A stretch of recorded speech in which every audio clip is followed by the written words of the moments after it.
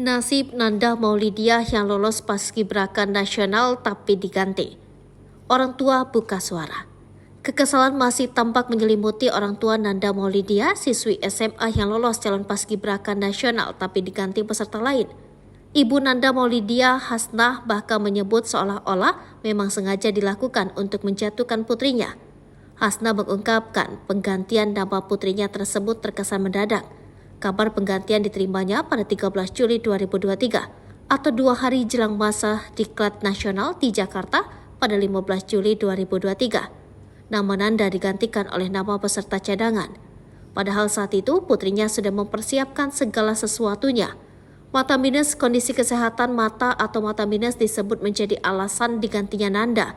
Namun, Hasnah mengungkapkan putrinya telah menjalani medical check-up tanggal 15-17 Juni 2023 di RS Casan Bosire Ternate. MCU dilakukan sekitar 1 bulan setelah adanya surat keputusan nomor 800/018/Dispora tentang penetapan peserta calon pasukan pengibar bendera pusaka tingkat nasional utusan Provinsi Maluku Utara 2023, tanggal 16 Mei 2023. Dalam surat itu, nama Nanda disebut masuk sebagai peserta Paskibraka Nasional. Paskibraka Nasional yang mewakili Maluku Utara. Tanggal 17 Juni, kata Hasnah, hasil MCU dikirimkan ke pusat. 2 hari kemudian, pusat melakukan Zoom meeting dengan panitia di semua provinsi di Indonesia. Hasnah ketika itu sempat menanyakan kondisi Nanda. Menurutnya di tanggal 13 Juli 2023, ada 2 surat yang mereka terima. Pertama, pemanggilan Paskibraka tingkat pusat perwakilan Maluku Utara. Surat kedua, pemberitahuan pada Nanda Maulidiah yang tidak lolos lantaran memiliki mata minus 1,5. Adapun menurut panitia, kesehatan mata peserta harus normal.